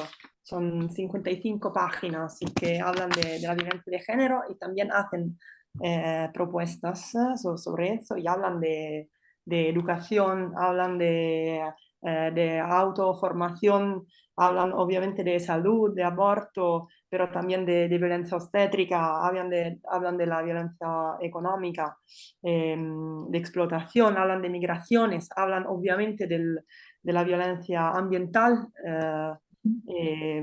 del derecho a hacer autodeterminación sobre todo, pero también a hacer nuestras investigaciones, ¿sabe? Para analizar el conjunto y todo. Y hablan del derecho a tener espacios feministas y transfeministas. Y creo que es un documento de verdad muy, muy potente. Y no solo por lo que está escrito dentro, que también hoy a menudo hablamos de que hay que actualizar, ¿no? O sea, pero sobre todo por el proceso que lleva la escritura, que creo que es algo de bastante original e importante, creo. Y es algo que a menudo hoy en día también hablamos de que como hay que recoger este espíritu también de, ¿no? de hablar de forma muy participatoria, muy democrática e intentar hacer nuestro análisis y llevar nuestras propuestas. Vale, creo que tenemos procesos bastante parecidos. Nosotros también tenemos algo parecido, que es lo que le llamamos el argumentario, y también estamos todo el rato como tenemos que actualizarlo, tenemos que revisarlo, cambiar cosas, adaptarlo, pero sí tenemos como ese documento larguísimo en el que lo mismo que dices, lo más importante fue pues todo lo que aprendimos igual de temas que controlábamos menos a través de, mira, es que estás enseñando justo, a través de juntarnos con otras compañeras, aprendimos muchísimo. Quería preguntaros a ver si está en internet el que acabáis de contar, el de Sí. tenemos un plan, se traduciría, ¿no? Tenemos un plan. Tenemos un plan, está disponible actualmente en italiano, creo que hay una versión no editada en inglés y en alemán. Vale. Sí, está disponible en nuestra página. Vale. Qué bien, qué bueno. Pues lo buscaré, por supuesto. Vale, la primera pregunta que os quería hacer, pero que creo que ya la estábamos contestando, era un poco si me podíais contar cómo creéis o cómo valoráis que estaba en el contexto del movimiento feminista antes de que se tome la decisión de convocar una huelga y de intentar ir a por un movimiento más masivo. Y luego también, pues, cómo fue el proceso de tomar esa decisión. ¿Vas tú, Teresa? Bueno. ¿Quieres empezar tú? Sí, sí, puedo decir cuál es mi visión de la cosa. Yo creo que, o sea, en Italia siempre hubo colectivos feministas, movilizaciones feministas, ¿no? Y creo que esto con continuación, o sea, que no es que no había nada antes, ¿no? Había colectivos, habían movilizaciones locales y también había cada año la mani del 25 de noviembre, ¿no? No había huelga de 8M, obviamente, que fue algo totalmente nuevo. Quizás era un movimiento un poco más disgregado, no sé cómo decir Fragmentado. fragmentado, eso es, ¿no? Y no sé, no había este sentido de unidad, no porque todo lo que acompañaba el movimiento era lo mismo, ma de unidad, no sé, programática y como de convergencia entre diferentes formas de feminismos, ¿no? Entre los diferentes feminismos que había en el movimiento. Italia hubo un movimiento muy fuerte en los 70, ¿no? Como el movimiento feminista más tradicional, ¿no? Y también había nuevas generaciones que se acercaban al feminismo. Pero yo creo que cuando nos pilló esta oleada a finales de 2016, hubo este como modo de convergencia de que Teresa habló antes, que me parece que consiguió no solamente conectar diferentes almas del feminismo en Italia, de los feminismos, pero también como acercar una masa enorme de nuevas compañeras en todo el territorio. Y la decisión después de esta mani masiva de 25 de noviembre de 2016 se tomó en la Asamblea Nacional, que fue el primer momento de la Asamblea Nacional, que fue el día después de la mani. Y en realidad, no, quizás, espera, ahora me paro un momento, porque no estoy segura que directamente la huelga del 8 fue tomada después, no, verdad, no era el día después, no era este año, no era el día, quizás fue el único año que era el primero, porque esperamos, ya, es verdad, no me acuerdo entonces cuál era el día en que se tomó Teresa, igual aquí me puede ayudar. Y se va a editar todo. No, pero o sea, yo creo que desde noviembre ya se había este sentido no sé, de portada nacional y también de clima también internacional, de conjunto internacional que empujaba hacia una nueva oleada de alguna forma, ¿no? Pero en verdad no me acuerdo, o sea, en esa fecha empezó el proceso de asambleas nacionales, por supuesto, pero no me acuerdo cuándo fue tomada la decisión, en 2017, Teresa. ¿Te acuerdas tú? La verdad que estoy yo también confundida en esa parte, pero creo que, bueno, en lo que tenemos la epifanía de la fecha, igual añadir también, ¿no? Que como decía Marta, pues Italia siempre ha tenido una larga tradición de movimientos feministas muy fuertes, sin los cuales no hubiésemos tenido, ¿no?, aseguradas algunas libertades y reconocimientos de nuestros cuerpos.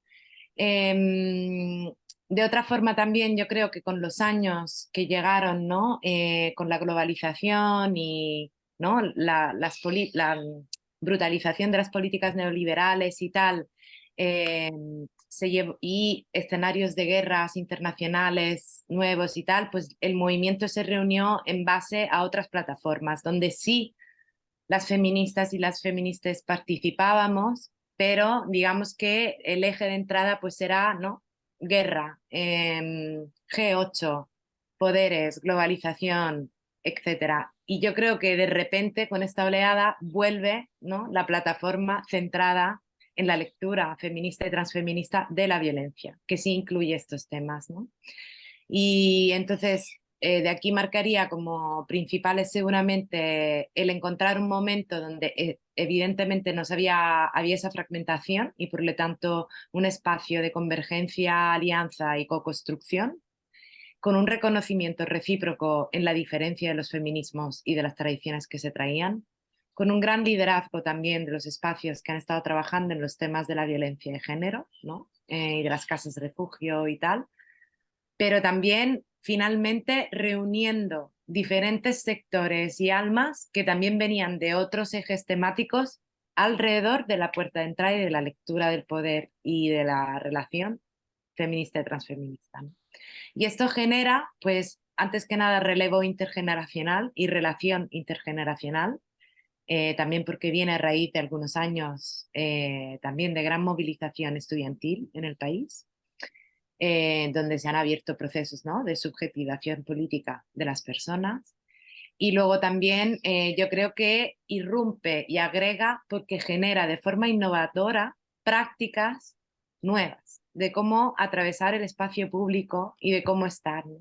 Hablamos de marea como una forma de estar en las calles y manifestando y presenciar nuestros cuerpos en el espacio público de una forma innovadora respecto al contexto italiano, ¿no?, que es ser una única ola muy fuerte, muy plural, que puede articular cada una y cada uno en su forma su mensaje y su reivindicación y su rabia, pero al mismo tiempo tiene ese marco, ¿no?, ese marco común de lectura feminista y transfeminista que sí marca una diferencia también en la forma de construir relación política y movimiento político desde abajo, ¿no?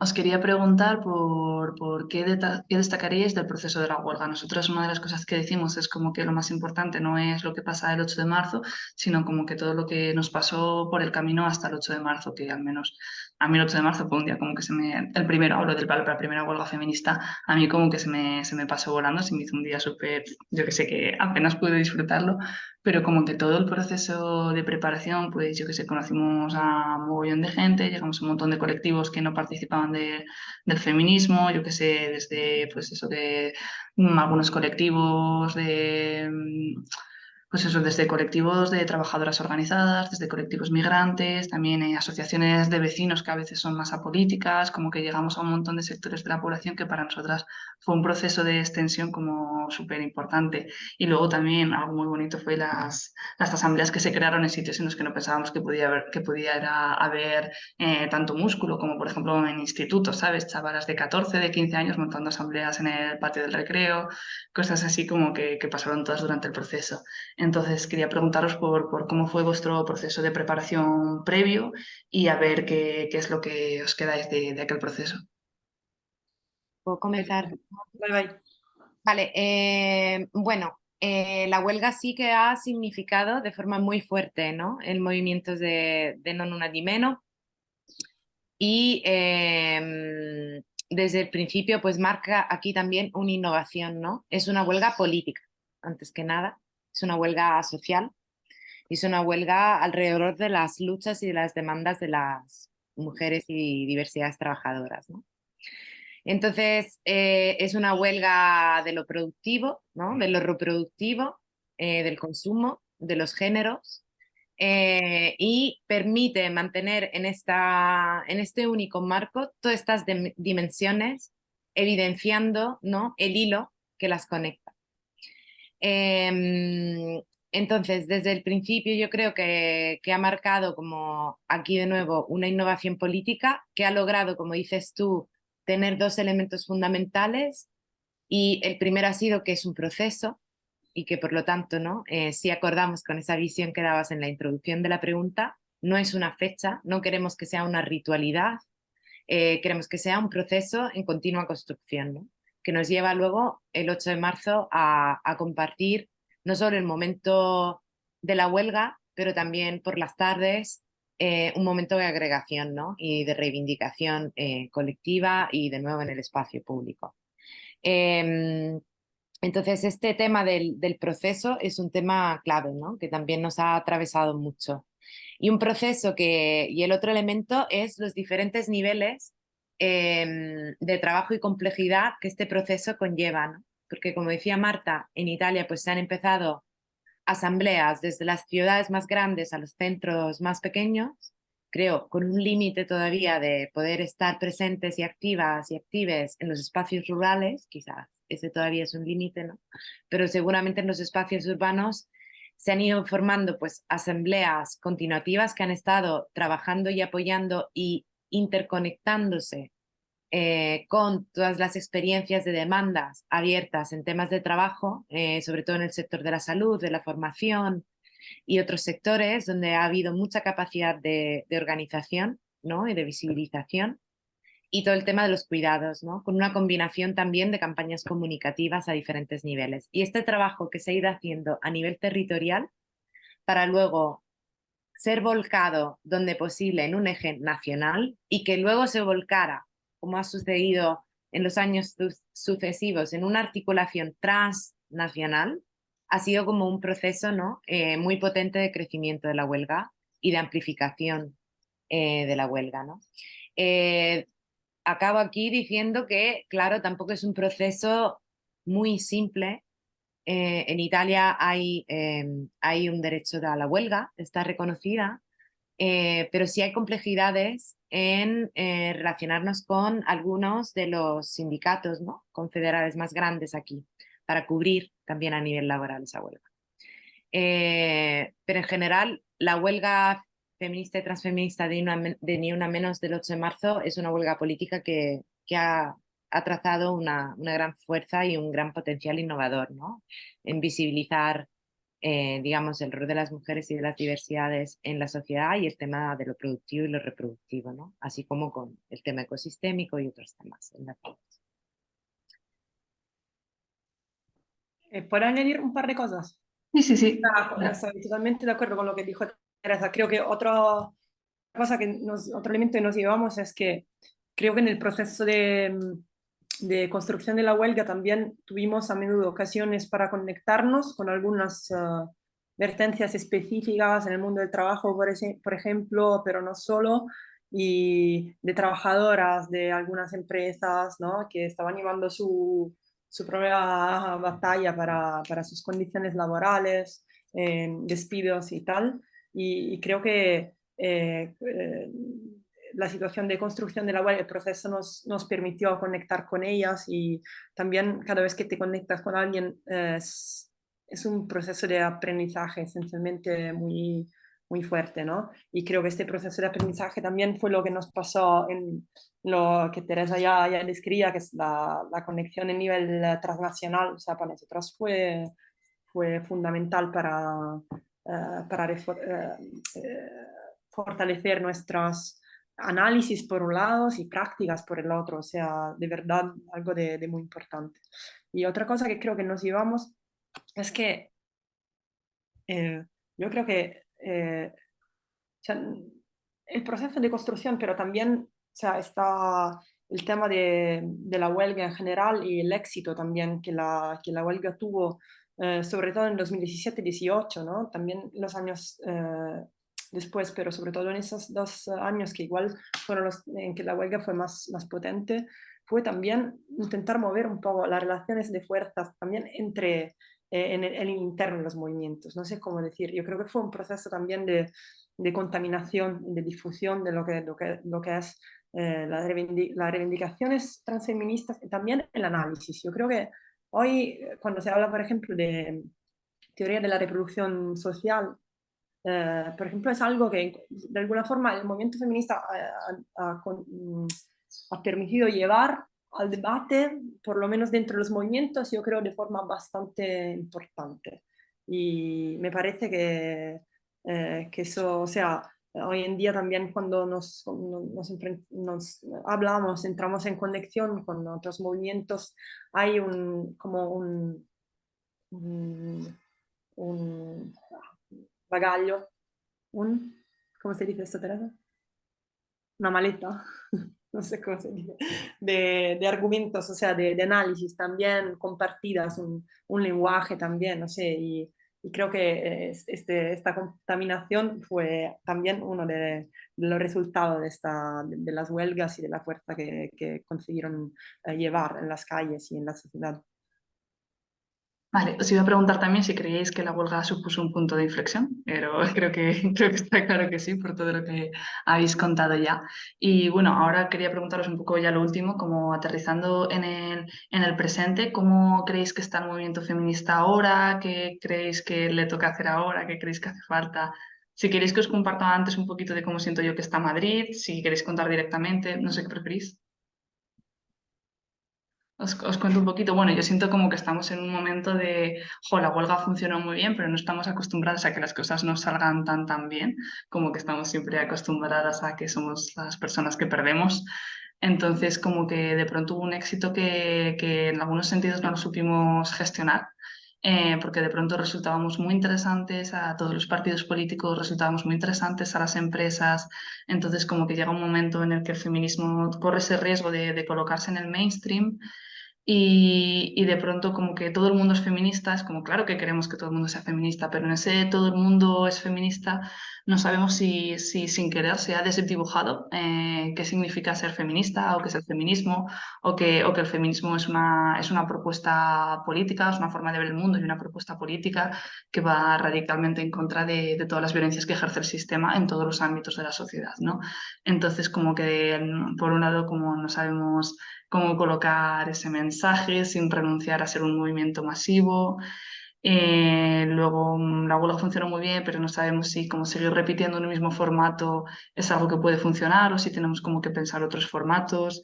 Nos parece súper importante todo lo internacional porque es un sitio también a donde mirar y de donde sacar ideas y de donde copiarnos, porque estamos copiándonos continuamente y me parece maravilloso, pero también desde donde, joder, que es una de las fuerzas que otros movimientos a lo mejor no han llegado a tejer, pero que nosotros tenemos unas redes muy chulas a nivel internacional.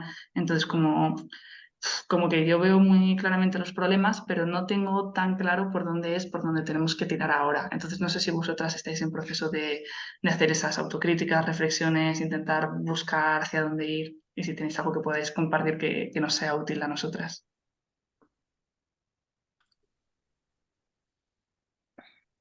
¿Quién va, Teresa? ¿Yo tú? ¿Vas tú? Voy de inicio. Vale. Bueno, yo creo que antes que nada es importante también decirnos a nivel transnacional que el movimiento feminista y transfeminista lleva muchos años, ¿no? de auge, y que mantener un auge a nivel de movimientos sociales desde abajo siempre es una apuesta, ¿no? Entonces, creo que también hay que mirarlo con un poco de... desde una mirada también de entender lo difícil que es mantener alto y en auge un movimiento, ¿no? En general.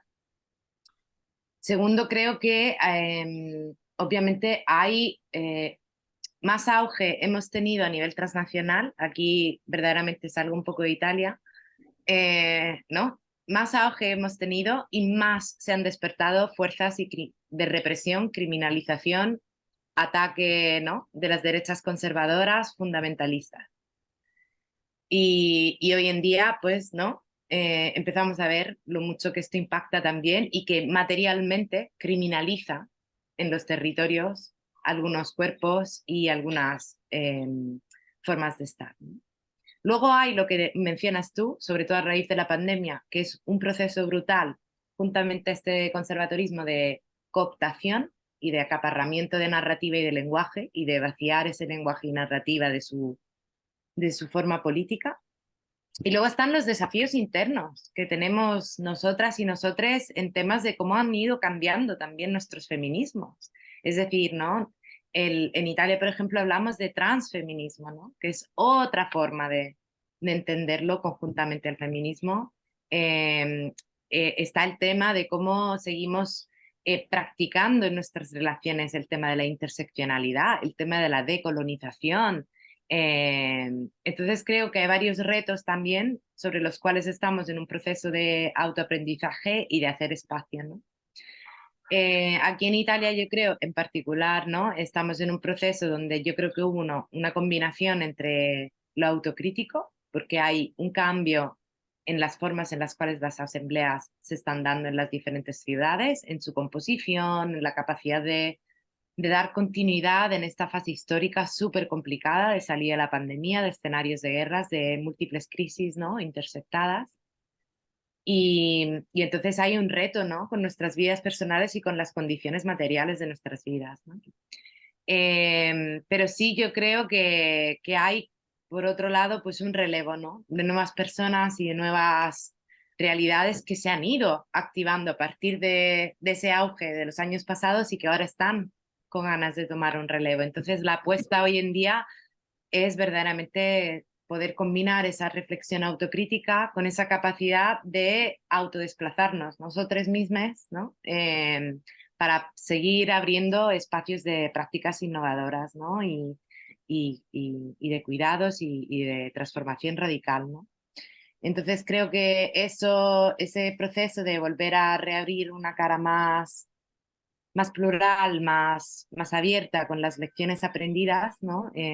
Creo que es un camino en el cual estamos actualmente. Pero no sé, yo creo que hay mucho más a decir sobre esto, Marta, así que te dejo palabra.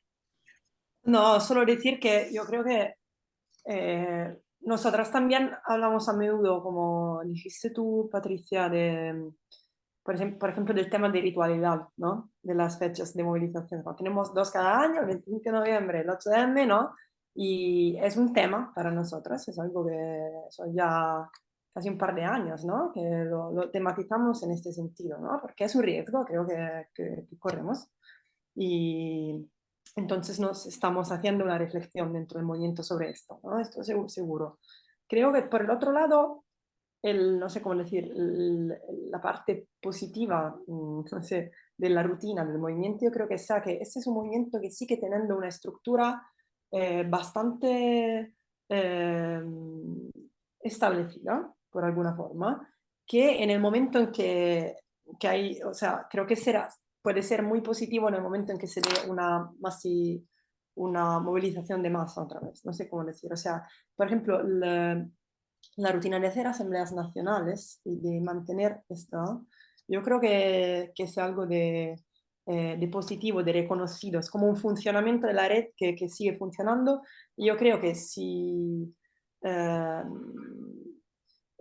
que esto tiene sus lados positivos, negativos, pero también su lado positivo. O sea, creo que es un movimiento que es capaz de organizarse, ¿no? En el momento en que llega la necesidad de hacerlo, ¿no? Otra vez de forma masiva. Y lo digo también porque creo que hoy tenemos un reto fundamental con el gobierno que tenemos en Italia, ¿no? O sea, tenemos un gobierno de extrema derecha, básicamente, y es un gobierno que nos está atacando mucho a todas y todes, ¿no?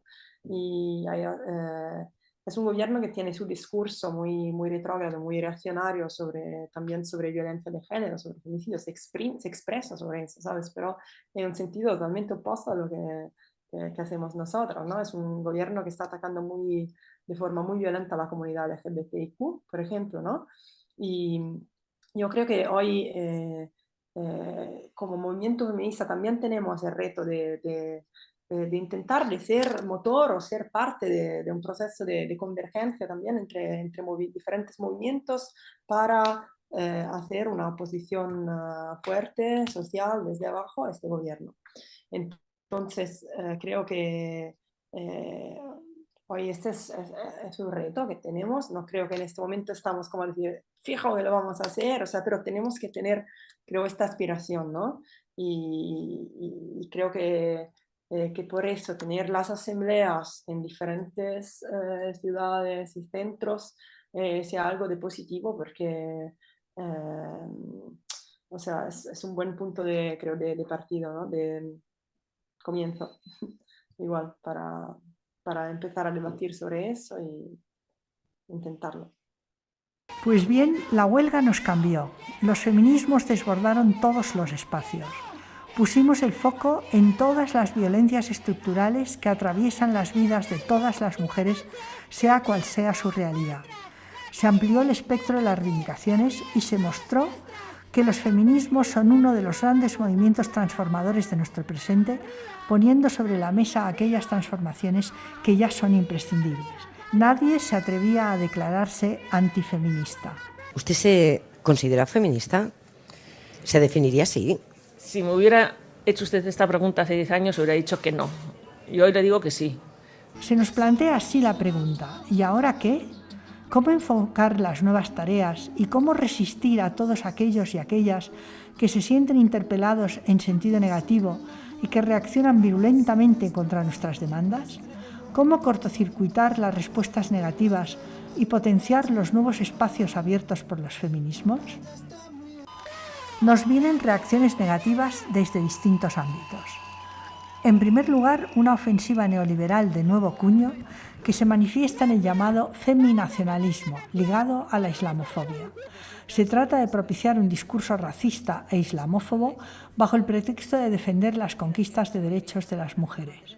Feminationalism is a very powerful ideological formation. With this term, which I introduced into the debate, I want to describe the exploitation of feminist themes by right-wing nationalist parties. These are parties that have showed concern about gender equality only in the case of Muslim and ethnic minority communities. Feminationalism also describes the endorsement of anti-Islam politics and agendas by some feminists and so-called femocrats. O las críticas evidentemente progresistas que bajo capa de defender una pretendida identidad esencial de las mujeres atacan posiciones más abiertas y no exclusivistas que se abren a otras reivindicaciones como las de las trans o las personas no binarias. El feminismo es el único tema, uno de los únicos temas igual con los movimientos gays y también con la visión también negra, todo alrededor del postcolonialismo, donde tengo la sensación que no estamos en una situación de derrota brutal, pero estamos en una situación de algo que sucede que a mí me interesa un montón, pero dentro de un cuadro que de momento no conseguimos romper. También queremos traer otras posiciones que amplían nuestras reivindicaciones en un sentido ecosocialista, ya que entienden que las mujeres en todos los continentes estamos en primera línea en la defensa de los bienes y recursos comunes como el agua o la tierra. Desde el punto de vista de las personas que trabajamos desde las miradas ecofeministas, el abordaje de las preocupaciones del ecologismo y del feminismo de forma conjunta nos permite comprender mucho mejor el momento que estamos viviendo y también, por tanto, pues hacer propuestas y generar una alternativa y también utopías cotidianas ante la crisis que estamos viviendo. Por último, no podemos olvidar el impacto de la guerra y en especial de la guerra en Ucrania y en todos los muchos lugares con guerras de larga duración que causan enormes destrozos. Es una inmensa tarea la de proteger los entornos de vida y sanar los destrozos creados por una cultura de guerra que se impone también a los movimientos de mujeres en todo el mundo. Despertemos, despertemos humanidad, ya no hay tiempo. Nuestras conciencias